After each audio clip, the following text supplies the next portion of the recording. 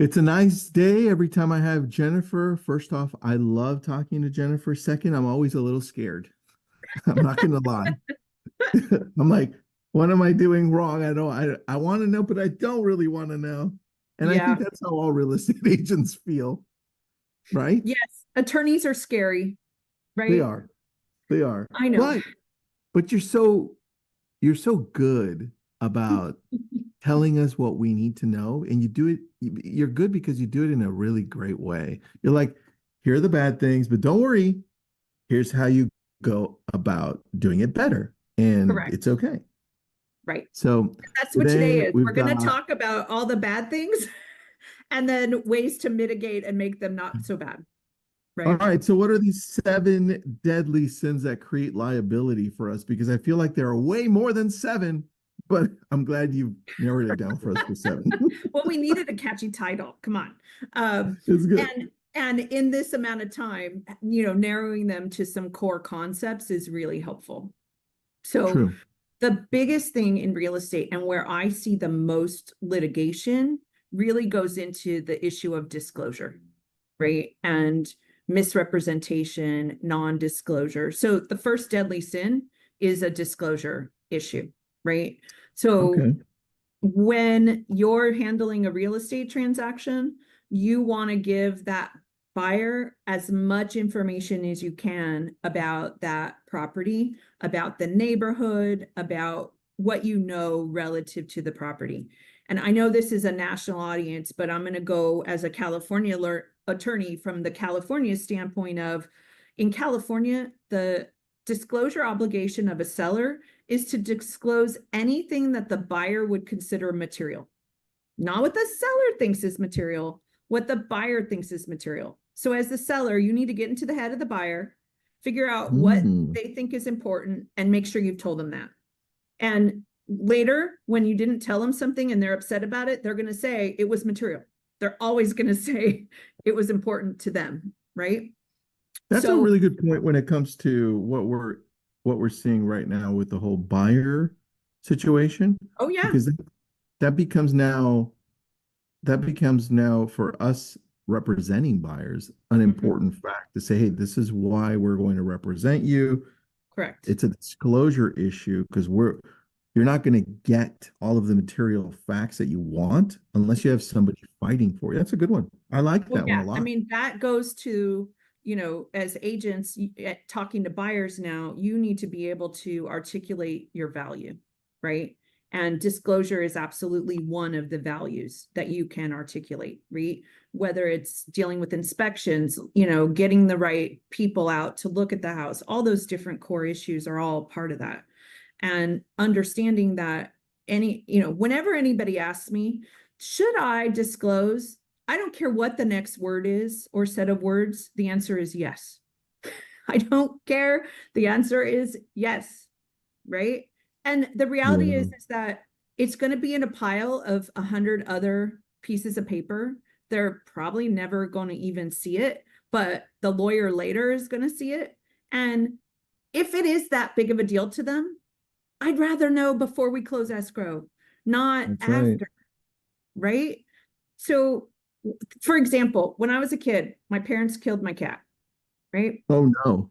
They did not do it on purpose, but they had opened up the sofa, the fold out couch, Yep. right? Yep, the Mhm. cat went under, they closed the couch, they closed the cat into Ah, the couch. No ill intent, no one yeah, intended to kill the that cat, hurts. right? So they Yeah. buried the cat in the backyard, Well, it died. So what else are you gonna right? do? Instead, you Okay. bury it in the backyard. So if you're selling that house now, do you need to disclose that that dead cat's buried in the backyard? I would. See, I would too, and I will tell you, I could care less. Like it doesn't bug me, but there are Yeah. people that it would, right? Yeah. So, you have to assume that someone's freaked out about anything and everything. Mm-hmm. So, both inadvertent or failure to disclose, or even worse, right? Intentional misrepresentation is a Ooh, yeah. huge issue. And there's this fine line between um, marketing a property and puffing and Mm, misrepresenting the condition of a property, right? got it. And Mhm. so this is an area, a large percentage of the litigation that comes through our desk post-closing is a buyer saying something wasn't disclosed that was material All to the them, time. right? Listen, every time I call you, it's because of something like that when it's a bad call, not one of Correct, the good calls. correct. So that is a common issue. All right. So that's sin one, is just not being clear, or, not being as honest as you can be about the condition of a property. I had a real Okay. case where the buyers reached out to me post closing.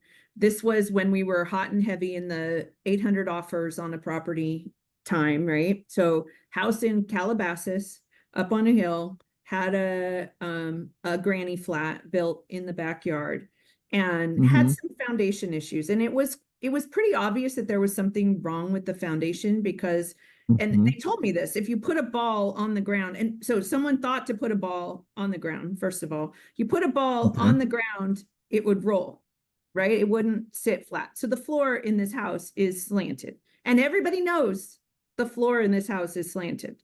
But the Hmm. agent for the buyer tells the buyer, you won't get this house if you put any contingencies on for inspections. So waive all your inspections so that you can buy this house.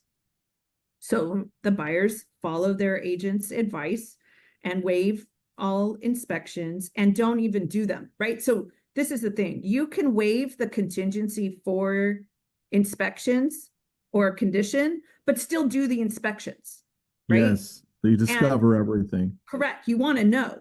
Well, after close, right? They go get a foundation inspection, $150,000 foundation repair is required to actually solidify this house. In addition, the backyard, this granny flat was not permitted as a granny flat. It was permitted as a garage, so it's not habitable living space. It has a septic tank, which no one did a septic inspection. And when they do a septic inspection, it is a trash can in the ground with a pipe to it, not an actual septic system. I can't make this stuff up, right? So, there's some problems here, but some of this stuff the buyer knew, right? The buyer knew Yeah. the floor was screwed up and didn't do their work. So, who are they suing? They're not suing the seller. They're suing their Mm-mm. agent who told them to not do the inspections, right? And as for the septic tank, Yeah. the the seller didn't know the septic tank wasn't a septic tank either. It had been done Yeah. by a prior owner. So the seller is not obligated to disclose something they don't know. They lived in it like that, not knowing too, right? You know what? That happened to us a while back where the owner who was living in the home Mm-hmm. didn't know that they had bought a home with a septic. Right. And we did an inspection, right? Yep. We went through the whole thing, and then the inspector's like, wait a second, I think it's is on septic, Mm-hmm. not you said, Mr. Seller. And so Right. we discovered that, and that was like, Yeah. what? So that was Yeah. good. Yeah, I agree. I love that. So that's the first deadly sin, right? So What's number second two? What's one, number two deadly sin? second deadly sin is compliance, right? And not meeting all of your legal obligations. So again, a good example in California is the transfer disclosure statement, right? Every residential real estate transaction, absent a handful that are exempt, the seller has mandatory statutory disclosures about certain things within the house. If you do not give that buyer those disclosures, they have a 3-year right of rescission. They could Damn. come back 3 years from now and make you buy the house back from them if they didn't get their disclosures, right? Do you want to be the agent who gets a call from your seller 2.5 years after they sold the property because they got a letter from the buyer saying you didn't do this mandatory disclosure, and now that I know, I want you to buy this house back, right? Yeah, It's imagine a down market in that. That's it's crazy. well, that's it. It's not a good phone call, I promise No, you. that's terrible. So whether it's, you know, in California, which is a very pro-consumer state, whether we're dealing with, you know, legal liability, whether we're dealing with financial losses potentially, Mhm. right? Mhm. Whether we've met our standard of care and maybe we're in breach of our licensing obligations, and, you know, at Mm. minimum, potential risk of reputational harm and damage, right? Yeah. So, you know, a lot of what we do, and it is what it is, but we don't want that bad Facebook review. We don't want that bad Yelp review, right? We want to mitigate our relationships and how we're perceived, right? Does it errors and omission insurance typically cover this piece, the compliance piece? It would, to the point that it was a mistake, Got it. right? So if I did it by accident, which most of these unfortunately Correct. happen by accident, right? So I Right. guess it's fortunately that it happens by accident. Yes. In Yeah. most cases, things are done inadvertently, Yeah. right? Lack of knowledge, mistake, right? Going too fast, things like that. Unfortunately, I have seen intentional situations. That's a different animal. Where there's intent, you cannot ensure intentional misconduct, right? Oh, But a mistake is just that. It's a mistake. And that's the point of having insurance. But okay. too many mistakes and you won't have insurance anymore. I mean, what's going You know, on? That's a whole different webinar. that is, but that's the reality, right? If you're making Jeez. a lot of claims, either your premiums are going to skyrocket or you're going to have trouble getting insurance. And Yeah. that's a problem. So the baselines for things like compliance are, you know, working with your brokerage and making sure that you're going to the training they have on new laws, and making sure that you're complying with your company's checklist of items that they need. You know, usually they won't pay you unless you give them all the items on their checklist, so that's a good way to force compliance. Right? You know, making sure we're getting everything we need and keeping all the records to meet all of the timing requirements, right? True. That's important. How many years do we typically have to keep records in our state? California has a 3-year requirement for real estate licensees. Perfect. Okay. That's what I thought. All right. So, and That I would was, just say things do change quickly. I mean, obviously we're talking about right now, most of us, the changes with commissions, but huh? for example, California changed their accessory dwelling unit laws this year. Oh, yeah. If you're not up on them and don't realize what can and can't be done, you could make a mistake on how you disclose or some of the information. You know, just making sure that you're taking your business seriously and that you know what's going on in your industry is going to be really important. True. True. Okay.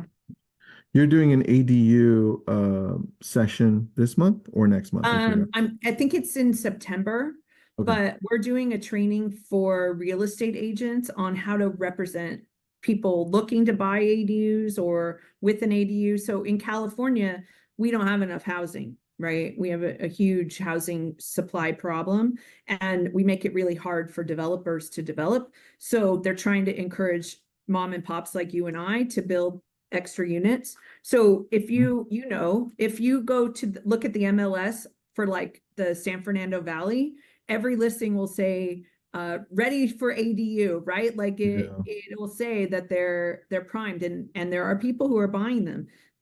If you do put that in the MLS, it better be true, because just because there's physically enough space, it Yeah. doesn't mean that there aren't easements or limitations on the Yeah. ability to build in that open space. My mom has a house in Glendale and we were selling it, and one of the buyers wanted to build an ADU. Well, it's on a hill and there's a watershed. So that space, there's physical land, but it's not Hmm. buildable. It is completely prohibited from being built on. Hmm. So we did not advertise it as, you know, ADU ready, but I see a lot of those, and I wonder if anyone actually checked to see if it's actually ADU ready or not. So again, this goes to making sure you understand and that you're doing the due diligence so that you're not setting yourself or your clients up for liability. All right. Monch just put up your website just in case anyone wants to reach out to Jennifer. That's her Perfect. website. Thanks. Jennifer, seven deadly sins. What is number three? Three, we're on cybersecurity, right? Cy- And oh, and I didn't expect that threats. to be number three. All right. Tell me. Cybersecurity and threats is number three. It is. So as a real estate agent, I joke, I say real estate agents have cooties when it comes to their email management and how secure their emails are. Most of you are Mm. using some sort of private email, right? Some, for people like me who are old, AOL or Gmail or right, Mac, right? All of these non-secure emails, right? You're not using your Keller Williams or your Coldwell Banker email because you want to be able to move and you don't want your emails tied to a specific brokerage. But the problem is that the corporate security and all of the things that come with having a corporate email are not there on all of your private email accounts. In addition, you guys are really susceptible to phishing attacks. So phishing attacks are bad guys sending emails and tricking you into clicking a link, which will result in malware being put on your system or someone being able to monitor your emails and see what's going on. As someone who works in the space and does a lot of works with title and escrow companies, we see title fraud and wire fraud Mm. every week, some sort of fraud. Oh. And almost always the bad guy got in through the realtor. That realtor's email That's, was the that's one, terrible. it's true, right? The realtor's email was the one that was compromised and where the bad guy got into the transaction. I think that's also how, and now that I'm thinking through, so the number one question I get from realtors along this line Mm-hmm, is, Tristan, I know you worked with Facebook and Instagram. mm-hmm. My Instagram or Facebook just got hacked. Yep. You help me. And when Yep. we go back to Facebook and Instagram, they always find it was through the email. It was through the Correct. email. Great point. Yeah. Yes. So your emails, everybody's email is at risk, but most corporate emails are being monitored and it's much less likely to occur.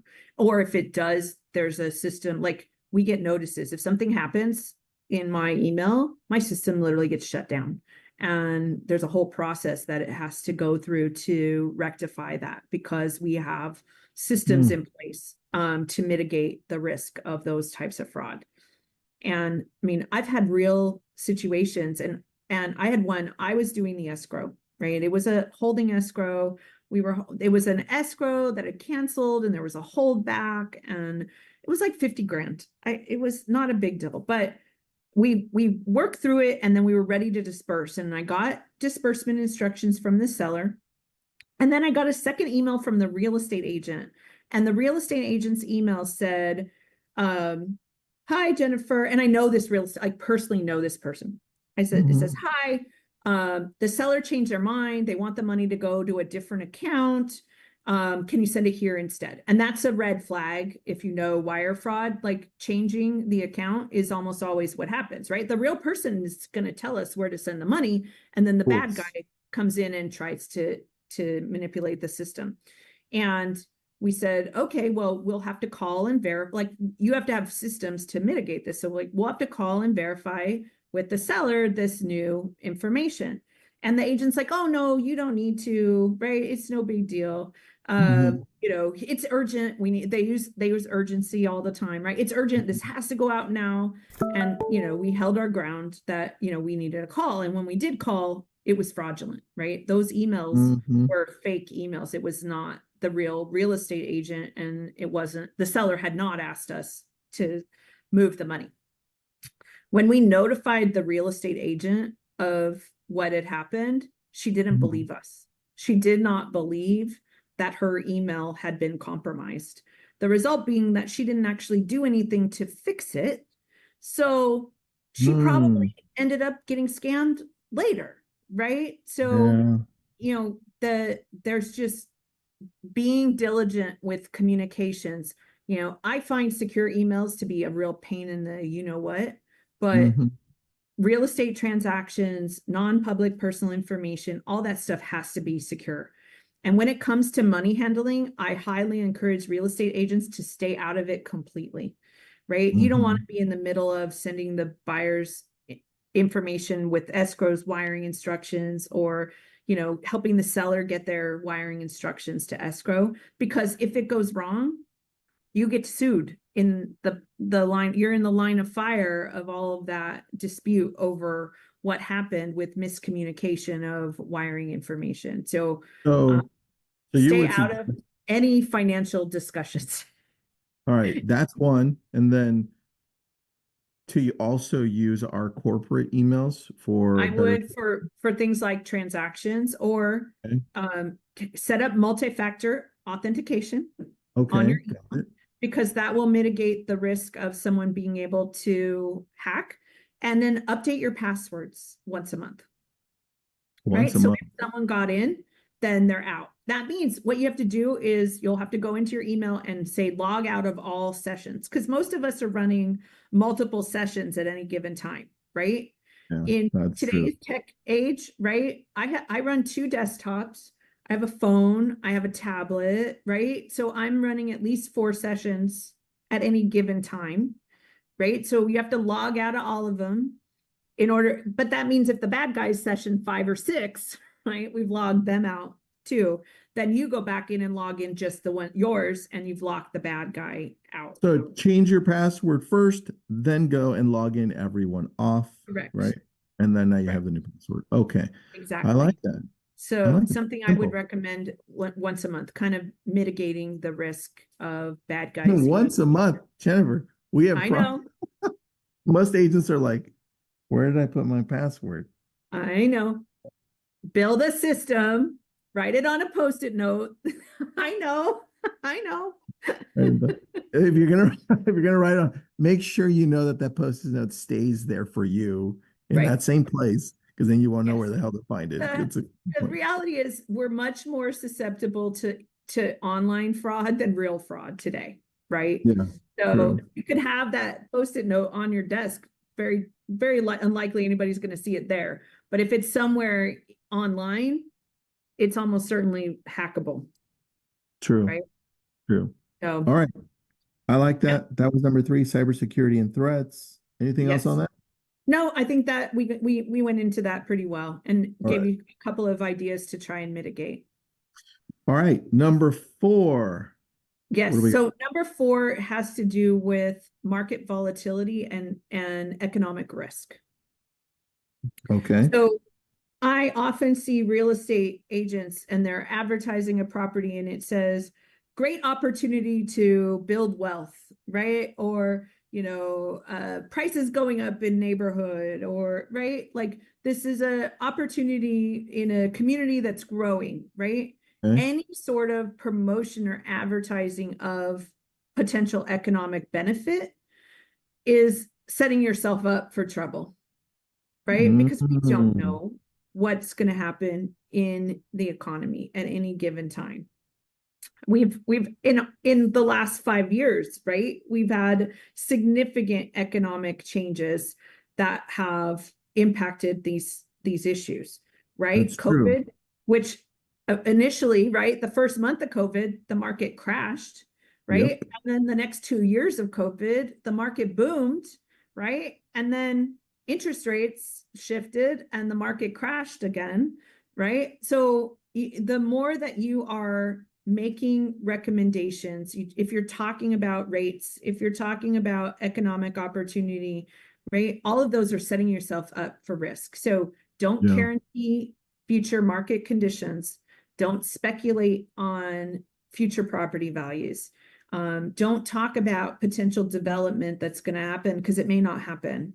Avoid pressure tactics relative to, there's a fine line because we want buyers to have a sense of urgency to buy now, right? That there's an economic benefit to being in the real estate market. But if we're pushing them and making it a fear-based, then you're on the wrong side of that argument versus an opportunity-based argument relative to economics. And if you're in Yeah. an area that has potential risk, you better be disclosing it, right? So if you know in your community that they're planning to build a prison and it's, at the city council being considered, you better tell that buyer about it. Right? On that note, let's go the reverse way because Yep. now you're hitting on disclosure issues, right? Number one. It's in that So bucket. what if what if it's the reverse and it's something like, hey, Disneyland's going to open up a brand new park here. Yep. That's what this says over here. It's written.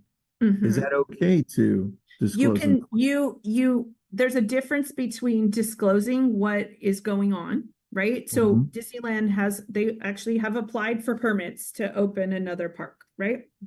So disclosing that they've applied for permits is great, totally acceptable.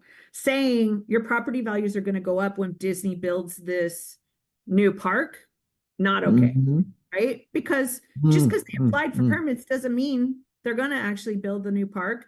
It doesn't mean that your values are going to go up, right? It Mhm. could Mhm. actually lower the value because there's people that don't want to live near Disney, or it could be impacting the neighborhood and creating blight, and right, all kinds of different things could happen. So Mhm. making predictions. So right where we're at, right? Ventura, Thousand Oaks, right? I have a pile of dirt a block from my house, right? The That used to Kmart, the old that used to be Kmart. a Kmart, right?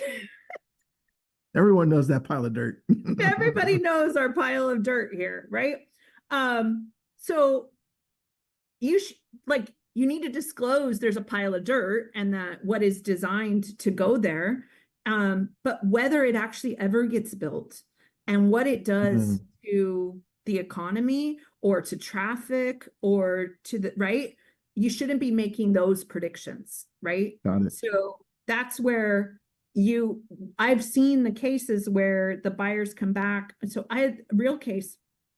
This is 07, 08, right? So we're talking Mhm. right when the mortgage meltdown Oh, happened. yeah. My client was a developer. We were building a high-rise condo complex called The View, VUE, The View, and it was in San Pedro, had a view of the water. So there was all kinds of predictions about what was going to happen and what these things were going to be worth. Um, it took 3 years to build the high rise, and people were in escrow for 3 years. At the time we opened and started taking contracts, you could, if you were breathing, you could get pre-qualified, right? And I remember. Countrywide, our best friends, had pre-qualified all these buyers.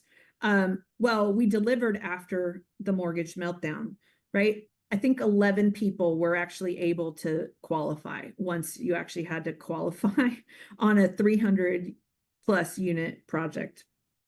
So that thing actually ended up in foreclosure and is an apartment building now. But during this whole time, my developer, my lovely, lovely developer, bought the property next door and and applied for permits to build a high rise that would have blocked the views of the view, right? It would have been in between the building he was viewing called the view, right? Maybe we're selling something, right? And their view of the water. So many of those buyers who didn't qualify had a whole bunch of issues, but they fought their losing their deposit based upon Mm, misrepresentation because they had represented they were going to have a view, and then the developer comes in and tries to block the view, right? yeah. So it's really important that you're not representing conditions and things. You don't know, like there's a house behind Kmart, right? That's it's a very nice Mhm. house, right? So do you tell that guy he has a view or not, right? How do you That's disclose it? true. What's going to be there and how much traffic is going to be in his neighborhood in a year or two, right? So Yeah. yes, they should know what's going on, but interpretation is where we get into trouble of what it means. So don't interpret it for them. Just Correct. disclose. Correct. I like that. That's actually very clear. Don't interpret, just disclose. Yep. Okay. Number four, right? Yes. So number four, environmental and health hazards. Wait, that's number five. Sorry. Number four Yes. was market volatility and Right. risk. So 5, environmental and health hazards, right? So, Environmental and health hazards. these issues are becoming more and more acute in modern society because we're having more and more um, disasters, right? So for us in California, the biggest issue is fires. Yeah. Go to Florida, you got hurricanes, right? Depending upon where you're at, the weather conditions, the environmental conditions, all of those things are just huge issues. Got And it. making sure that we're getting the right disclosures to people relative to these issues. The states are mandating it, and if they don't get their disclosures, they're going to have abilities to cancel, or there's going to be claims after the fact, right? Yep. So California, if you're in a high fire zone, not only does the seller have what's called home hardening disclosure obligations, we actually have to have the fire department come out and inspect the property, right? And determine whether the mitigation measures are in place or not. I did a presentation at an office in Studio City, I don't know, about a month ago, right? All of Studio City is high fire. Like the whole city is high fire. And I'm talking about this, and this agent literally goes, "We closed last week and I didn't do any of this on a deal," right? Like, Yeah. and no ill intent. He didn't even know that he needed to do it, right? So again, making sure that we're getting the right education, that we know what's required on any given deal to make sure we're meeting our obligations. We've got legal obligations, we've got ethical obligations, consumer protection laws. If we don't do this, not only does our seller have financial liability, we have financial liability. And again, the reputational risk of someone going out there and saying, my agent didn't know that I either as a seller that I needed to do this disclosure, or on the buyer side, my agent didn't know that I was entitled to this and didn't get it for me and my house burned down, right? Mm-hmm. It's a big deal on both sides of the transaction, that we're making sure that the natural hazards and what's going on are disclosed. California has an NHD report that is done on every property. Yep. Nobody actually reads them, but they're That's there. true. Um, it is a That's a baseline. natural hazards disclosure, everyone. NHD, natural hazards Yes. disclosure. So there's actually only 6. This is a funny part. There's only actually 6 mandatory disclosures in California, but the NHD companies can't sell a report with just 6 things in it. So the reports actually Mm. have like 50 things in them, but only 6 of them are mandatory. But because these companies exist and because these disclosures are done, the other things have become standard, right? And now if you The don't do standard them, of care. The standard of correct, care. they've Got it. they've created a different standard of care of what disclosure obligations there are as it relates to risk. I mean, my kids go to school in Malibu. When you drive down Pacific Coast Highway, there's these little signs with like, you're in a tsunami hazard zone, right? Like, Yep. and I can tell you, my daughter went to college in Nashville, and as a parent, you don't realize what you need to teach your kids until something happens. So she went to school in Nashville. She calls me and I can hear sirens like going off in the background. And she says, Mom, there's sirens going off. They say that there is a tornado coming. I'm looking out the window. I don't see it. I'm like, put the phone down, go find the basement, get away from the window, right? Like, as a parent, I didn't know I needed to teach her how to respond to a tornado, right? that going to the Yeah, window and looking for the tornado was not the best plan, right? that's As the true. sirens are going off, right?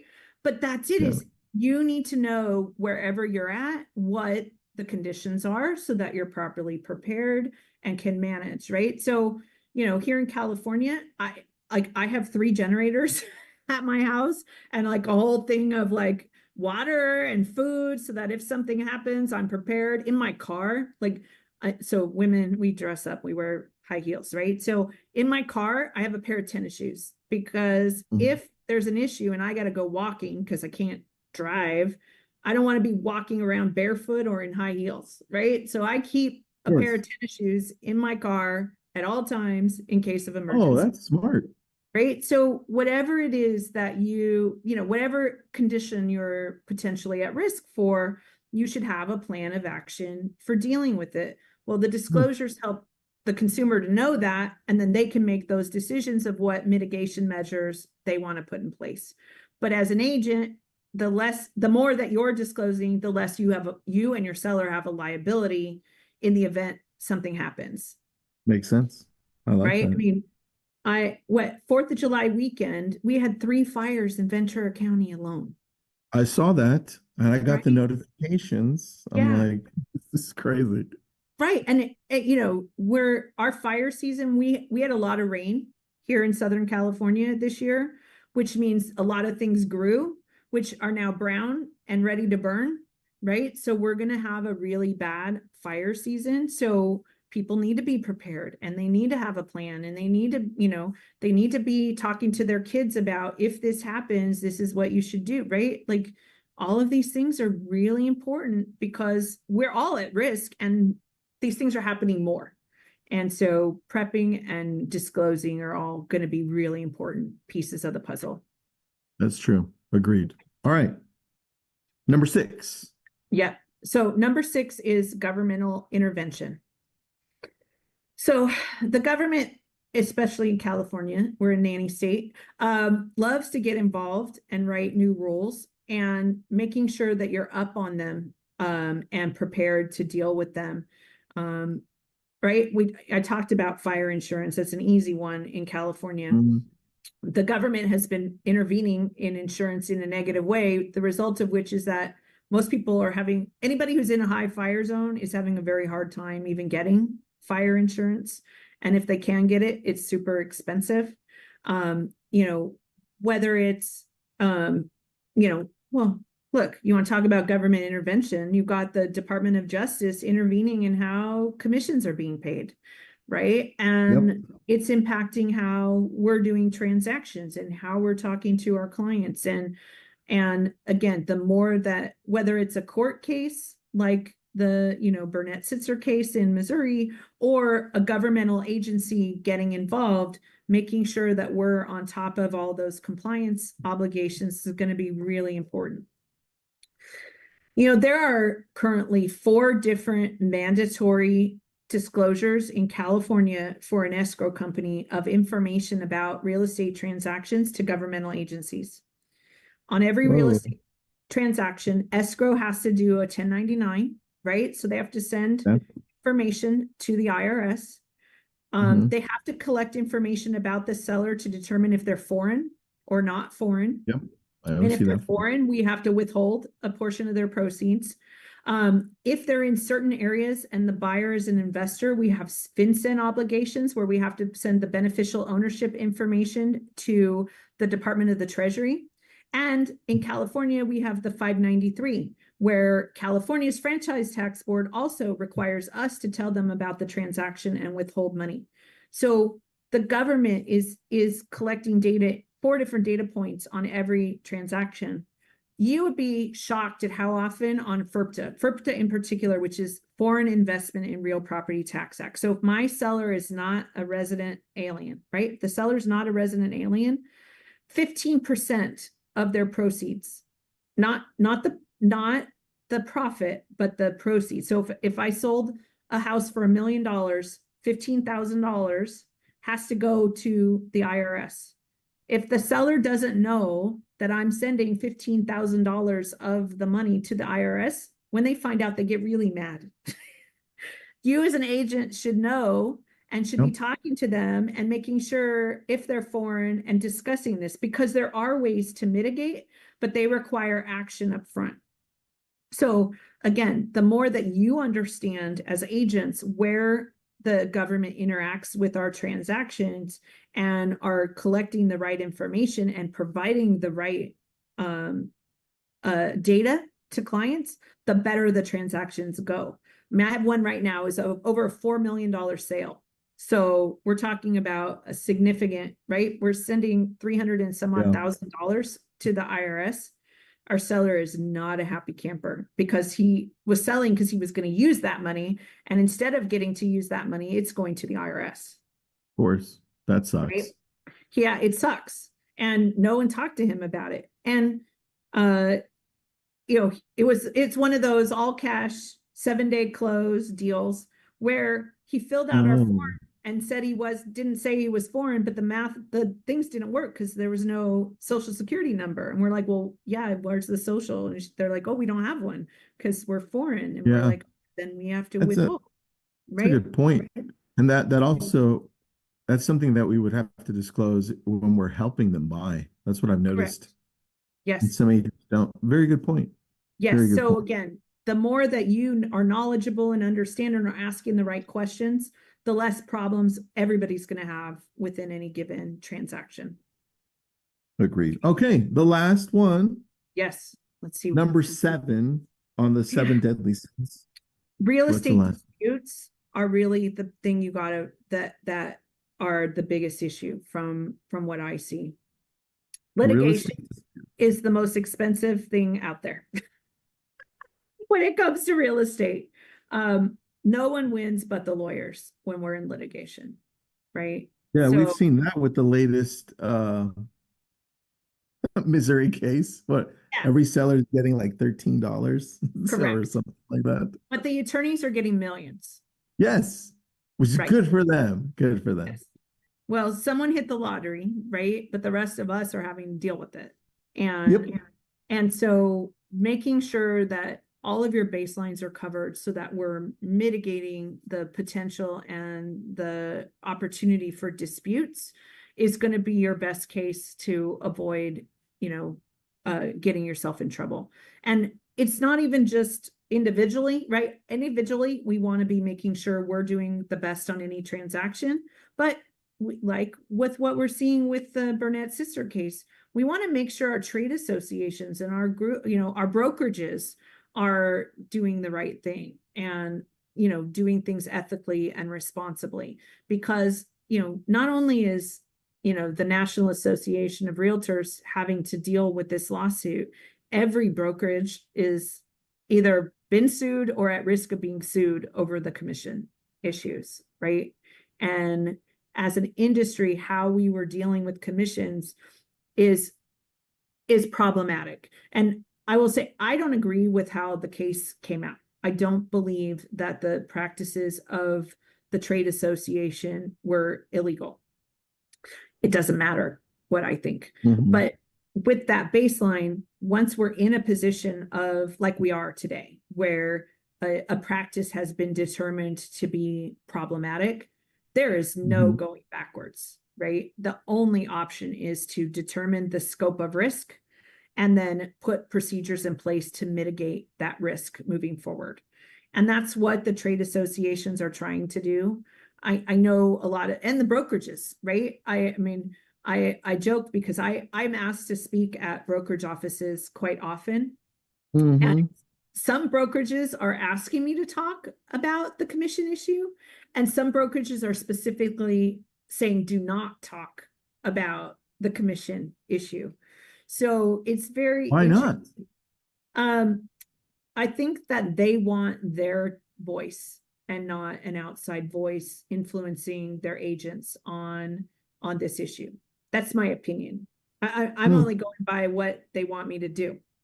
But Hmm. it's across the board with, and I speak at a lot of offices, and I speak for a lot of different brokerages, and it's been consistent within the corporate um, structure. The ones who don't Hmm. want me to talk are with the same brokerages, and the ones who do are with Ah, the they same got it. brokerages. So different brokerages are taking different positions on how to mitigate and manage this situation. I mean, the whole thing with getting a buyer broker agreement, right? From what I can tell, at least half of the major brokerages are writing their own buyer broker agreement and are not encouraging people to use the trade association forms, but instead suggesting that a broker created form is how they should do it. Yeah, we're seeing I'm that. not We're seeing convinced pretty that's a nuts. great plan. I've been in this industry a long time. When I started, most brokerages had their own forms, and over time, we've gotten to where we use the trade form. Like in California, California Association of Realtor forms are prolific. They're on, 90% of residential real estate transactions in California. Mhm. From a legal standpoint, that's actually really helpful because those forms have been reviewed by the court. We kind of know how they're going to interpret things. It gives us some stability. Whereas if I'm using the Keller Williams form here and the Coldwell Banker form here and the, EXP form here, I don't know how a court's going to interpret those different forms, right? And as an agent, right? So under the new rules, if you're the listing agent, you're supposed to get a copy of the buyer broker agreement. The buyer is obligated to provide you a copy. Well, if it's on the Keller Williams version versus the CAR form versus the EXP form, you're going to have to be able to read and understand that contract. Do we want real estate agents interpreting contracts? That's the whole point of No. having standardized forms, is to try and mitigate that. So right now, there's the angst and the fear of the unknown is creating a lot of people generating new content, which I'm hopeful will be a short-term solution, which will mellow as people get comfortable and the baseline Yeah. stabilize, That's right? because there's no people in general are really good at making up what it means when there's no clarity. And we're right in between no clarity. So we're making up what Well, it means. as soon as you think you have clarity, something changes, right? On That's this, so true. right? So the lawsuit happened, right? We have clarity that a jury said the way we were doing commissions was problematic, right? That's clear. The next thing was we needed to change, and we came up with a plan to change. But that plan has not been finalized, right? The settlement for the Burnett sister case is still pending approval by the court. Mhm. And in between the time that that happened and a settlement was negotiated, and today, the courts gave the Department of Justice the green light to go back and investigate the Association of Realtors. So they've added a new player to the mix who is actively um, inserting themselves into the Yep. litigation, right? The DOJ has been talking directly with both the National Association of Realtors and with state associations, right? Here in California, our trade association drafted forms based upon what we thought was going to happen, based upon the settlement. And then the DOJ came in and said, we're concerned about your forms. And so they withdrew those forms, right? The California Association of Realtors said, oh, wait, 21 forms were held back. And then they got comfortable again and they released them. And now we have new drafts. But then we also have the DOJ saying we still don't like these forms, right? So whether we actually get the forms that are supposed to be released next week or not is still, who knows? And even if they are, they're almost certainly not going to be how these look in 6 months or a year. That's true. So but there is, so you gotta figure out what the baselines are and hold on to those and be able to be nimble with how we're going to get there. The baselines are commissions are not going to be shared between brokerages anymore. It's a thing of the past. um Buyers are going to have to enter into a contract to work with their agent. That's you're going to need to learn how to do that and contract with a buyer if you're going to be a buyer's agent, right? And we're going to be talking about commissions in a very public and open way like we've never done before. So I created the new California Association of Realtors forms have a section in the escrow section that specifically says escrow holder is obligated to disclose the commissions to both brokerages, to both parties, right? So I Mm-hmm. created what I called mutual commission instructions, right? So it's got the amount that's being paid to the listing agent, the amount that's being paid to the selling agent, who's paying them, right? Depending upon how the Okay. contracts work. And I make everybody sign. buyer, seller, listing agent, selling agent. Mm-hmm. You know how many people have come back and said, like, but the listing agents don't want people to know their commissions. And I said, and the car contract says you have to disclose it. I don't care what they want. That's That so interesting. hiding your commissions is gone, right? It's over. Why why would you want to hide the commission in the Oh, first you'd place? be shocked, Tristan, at how I will as an escrow person, you Mm-hmm. see a lot of manipulation of commissions by real estate agents. Okay, that makes sense. If you're manipulating things in that way, of course you want to hide it. Okay. But a lot of times Okay. it's just they don't want the other side to know, right? People want some form of privacy, right? And that's not it's not going to be part of the deal anymore. And it goes to the risk of the alternative. If the Mm-hmm. buyer doesn't know what the commissions are we at risk of a buyer coming back and saying I overpaid because I didn't know that this price was based upon the commissions that are being paid? It's the Mm-hmm. inverse to the seller argument Yeah. that created this The answer lawsuit. is yes. The answer is yes, because we're already seeing it Oh, happen over well, here, think right? about the funniest thing to me right now is appraisers. The appraisers are like freaking out, right? Because the appraisers, Wait, why are they freaking out? because how do they value a property, right? So if the purchase price is is based upon commissions, well, they assumed or saw on any given transaction, 5 or 6% commissions, right?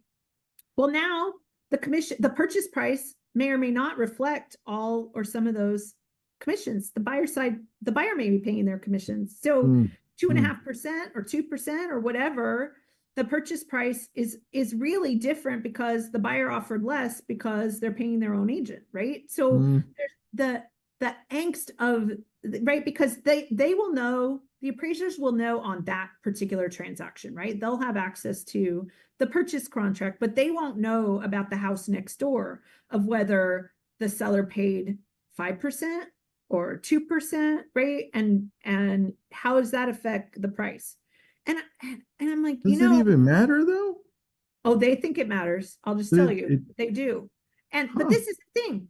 We've been doing concessions my whole time yeah, I've been in, right? And that yeah, you get the purchase price, but then so you get a purchase price of $1 million, but then there's $20,000 in that's so concessions.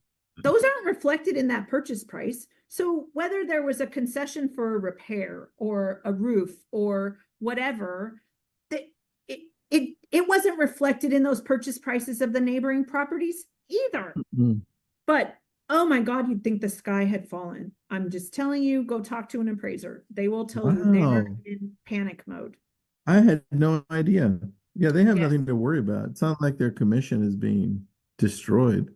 they are highly concerned and they have liability if they're not properly valuing properties. So that's their, Well, you know, like everything, right? Change is scary and people find things to worry about. I it is that's true. I've been talking about this a lot, and the number of fears that have been conveyed to me that didn't even occur to me. I didn't even know I could be afraid of that. I'm Now afraid I of guess being afraid. So right, that's but so funny. from our perspective, and kind of the wrapping this back up, right? The more that you are knowledgeable and are honest and accurate in what you're doing, Yes. the less risk you have, right? At every level. Yeah. And I think integrity is a big piece to that, because if Oh, yeah. I'm running with integrity, that means I'm doing as much as I can to stay knowledgeable and Correct. to treat people fairly in this business and be as open as possible. So yeah, Right. I agree. And honestly, the people who do that are the ones who are successful, right? Yes. Because their clients like them, they come back and they bring their friends, right? The Yep. people that True. you like and trust and who treat you right are the people you work with again, and the people who aren't, you don't. So, and this is a business of relationships. If you build a client base over time, and it works if you're good, right? If you Mhm. have those strong baselines, that client base will grow. If you don't, you're always creating a new client base, and that's not a successful business model. Very good point. Very good point. All right, everyone who's still with us, uh, our team is going to, and we didn't lose three people. We lost three people, so that's good. Oh, good. Our team that's watching is going to create a PDF out of all of these seven things, and we'll send it out to everyone that registered, including the people that are watching, obviously. And then in it, we'll put Jennifer's information at the bottom too. We'll create this over the next few days. Would you be interested in us having it sent to you? Just give me a yes so I know, or we'll just create it for Jennifer and let Jennifer distribute it on her own. So type in a yes or type in a little, aren't there little emojis, like little hand raisers There like are, that? There you but I go. don't think we can see them though. But people Oh, are, there we go. We're yes. seeing people type in So, yes. So we'll put that together and send it out because I took notes and as I was taking notes, our team's like, why don't we just create a PDF from this? I'm like, that's a brilliant idea. So perfect. we see you, Lisa, Ashley, Tammy, nice to see you. Ruth, nice to see you. Audrey, Dulce, how are you, Dulce? Simon, nice to see you, Simon. Linda, Caroline, Joel, Ruth says, thank you. This is so much helpful information. All of this should be included in continuing education and initial education. So good point on that, Ruth. And training post licensure. Honestly, honesty and integrity in treating your customers fairly must be paramount. Thank you for doing this, Ruth. Yeah, well, you are the epitome of honesty and integrity. So thanks for joining us too. Ashley, thank you. Tammy, very helpful information and very relevant. Yeah, very relevant, right, Tammy? I was taking notes. I'm like, oh man, I need to focus on this a little bit more with the team in brokerage. I'm like, and Yep. that's so listen, we'll make this PDF for you. We'll send it out to everyone. Jennifer, we'll send it out to you, design it to your brand, and then you can give it out to whoever you want. This was awesome. Good. Thank you, Jennifer. Appreciate Of it. course. And then if you are interested in reaching out to Jennifer, let me put up her link one more time. There you go. Save it. Oh, Munch beat me. There it is. So just visit her there, reach out to her with any questions. She's awesome. She's our attorney, and we keep her busy too. So thanks, Jennifer. All good. Thanks, Appreciate everybody. I you. appreciate the time.